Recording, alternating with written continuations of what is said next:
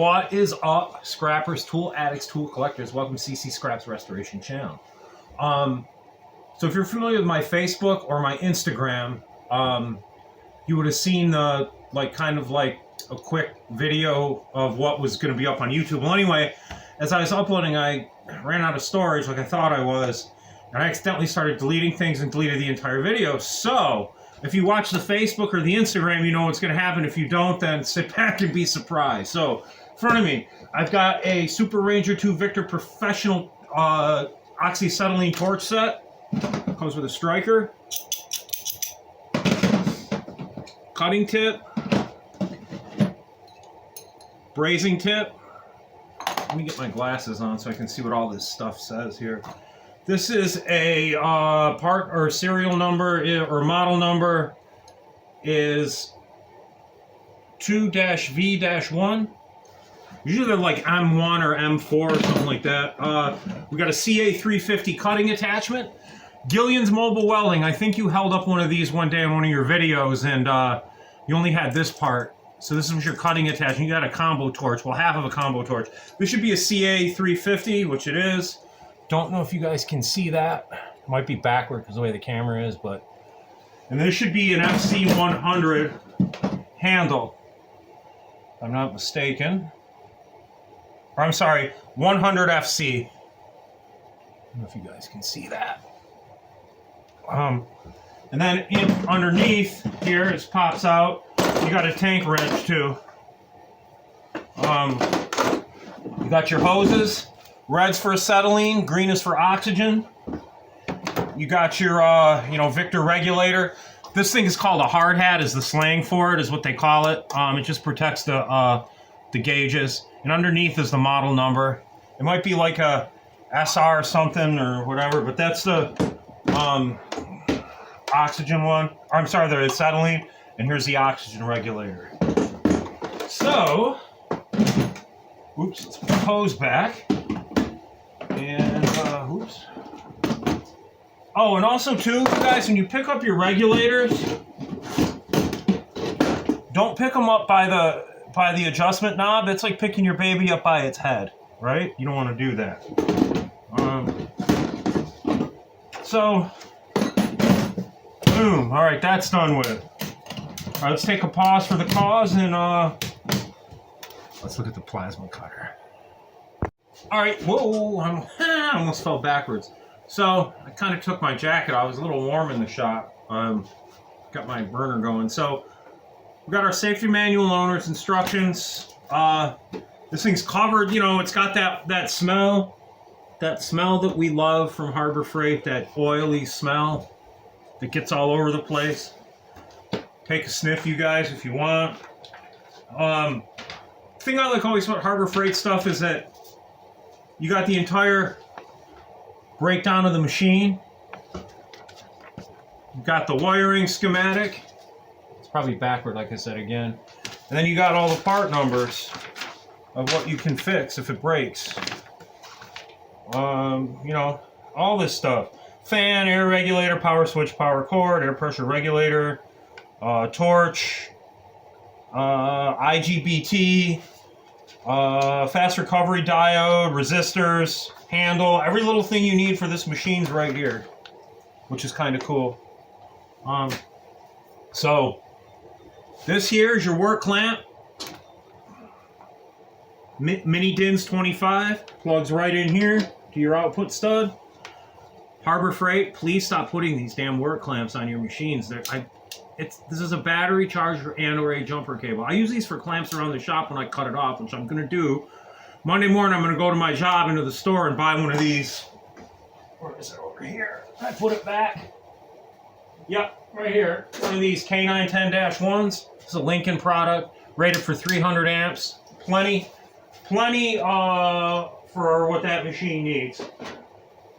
Which brings me to this next thing. Gillian's Mobile Welding. If you're watching my videos, which I know you do, I was going through some of my old stuff here, and I got this work clamp.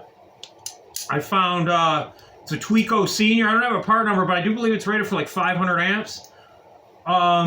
You can have this if you want. That would go great with that old Lincoln you got, that engine drive. I'm never going to weld with anything this big, so I just rather someone use it than it, you know, it's in great shape. I don't think it's ever been used, man. But yeah. And I got some of this welding rod right here if you want it. 6013, 6011, 3/32. Send that off to you. And you can have the cool case with it as well. I'll put my email down below, and if you want, just email with your address, dude, and we'll get it off you as soon as we can here. So this here plugs in, this little thing here is your amphenol. What this does, this is going to plug into the machine, and it's going to let the torch know when you push the button to fire it, to start the arc. You know, and this, it only goes in one way. Don't hulk it in. Give it a little push, nice and easy. You got to handle this stuff with baby fingers, because all these are like, you know, brass and copper metals. Excuse me, brass and copper metals, so they're soft metals. You don't want to, you know, rethread them or put them in sideways. And you'd be surprised how many machines I see come through our repair shop that I got to fix that have strip screws out or strip, you know, just strip stuff, you know, and like the customer will go into it and try to repair it, and it won't. So they bring it to us, and they strip the screws out. They've, you know, pulled the wire out of one of the pins, for, you know, for your MIG trigger, you know, for your MIG gun, something like that. You're rebuilding a lot of MIG guns. You can check that stuff out on my Instagram and on my Facebook. Instagram, Ccscraps. Facebook, Ccscraps. Same icon. You'll see him, the little pistol guy or whatever. So we got our torch, our plasma torch. It plugs right in here, or screws in here. Got our drag shield. Got our button. This is like a cup that's on a TIG torch. I'm not really too familiar with this. I haven't seen this configuration at my job.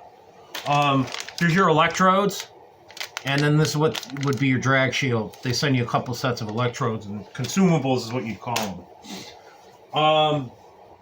Again, it plugs into your wall right here, 120 volt, 90 amps, I think this is. Or sorry, 20 amps, I'm thinking of the little bastard welder. Gillian's mobile welding, I've been saying that. What else was I going to say? Oh, and I got a weird power going on in the garage. Like, before we bought the home, the person that wired this garage wired it with 14 gauge Romex, hooked into the kitchen breaker. So half the kitchen is on here with a 15 amp breaker. So I do blow a lot of, I got a reel, extension cord reel with a breaker, and I blow that breaker a lot. So I either got to rewire or up the breaker a little bit. I'm scared to up the breaker because, you know, it's only rated for 15 amps. You put a 30 amp breaker on it. But hindsight is I can shut the power off with a switch from inside the house, and I'm not going to be running a crap load of power tools, a crap load of welders on a 30 amp breaker. I got my TV on, usually the lights, and I'm running one power tool at a time. So I really don't think it'll be that big of an issue. So we'll think about that in the future. I know we're not supposed to do that, and all the electricians out there are probably like, oh, turn into stone or something. But other than that, let's see if we can get this thing to light.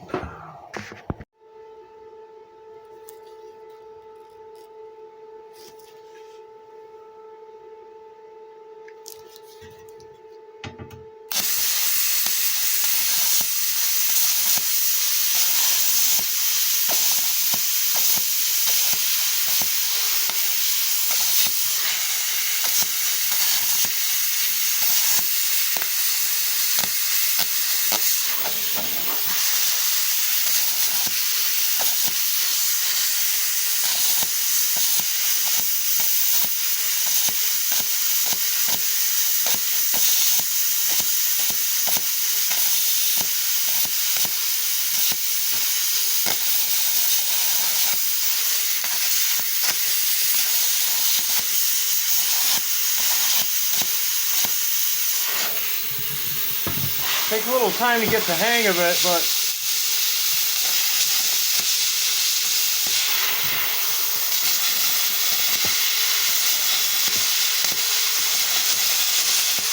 but it cuts. Just got to do a real good job of keeping the arc there. There we go.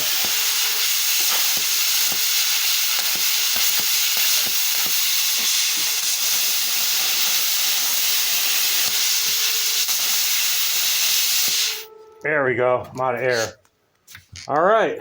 Or I might have kicked a breaker. Yep. But anyway, yeah, it's my power for you. See how that kind of works? You just gotta, it's not a Hypertherm, so by all means, but for cutting little metal, once you get the hang of that drag, everything works perfect. I like it. You know, for is what it is, for what I got it for was, I think I got this for like a little over $200 with I had a card and then like some with the inside track. So yeah, I like it.